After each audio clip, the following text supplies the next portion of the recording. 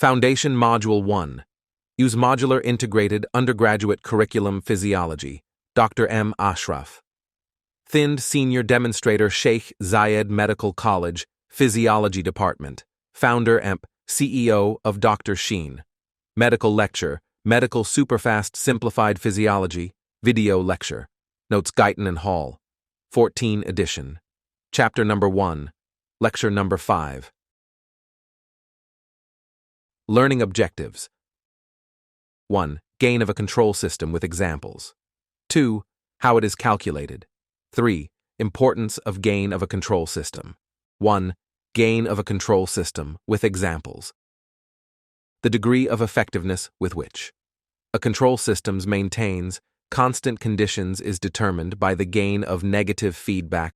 For example, let us suppose that a large volume of blood transfused into a person whose baroreceptor per sure control system is not functioning, and the arterial pressure, BP, rises from the normal level, 100 meter mercury up to 175 millimeter mercury. Then let us suppose that the same volume of blood is injected into the same person when the baroreceptor system is functioning, and this time the pressure increases by only 25 milliliter mercury. Thus, the feedback control system has caused a correction of minus 50 metroichtegoules from 175 mo to 125 mercury. Their remains can increase in pressure of plus 25 or mercury, called the error, which means that the control system is not 100% effective in preventing change. 2. How it is calculated. The gain of the system is then calculated by using this formula, gain equal to correction upon error.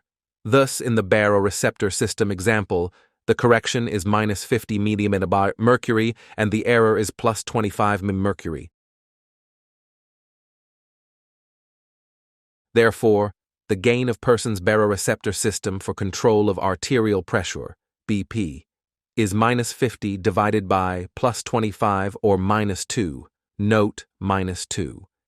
It indicates negative feedback mechanism, that is, a disturbance that increases or decrease the arterial pressure, BP, dose so only 1/3 as much as would occur if this control system were not present. Another example, consider an air conditioning unit that uses a thermostat to maintain the desired temperature in a room. The thermostat senses the temperature and sends an electrical signal to the air conditioning unit. The gain of the air conditioning unit determines how much cooling is provided for a given electrical signal from the thermostat.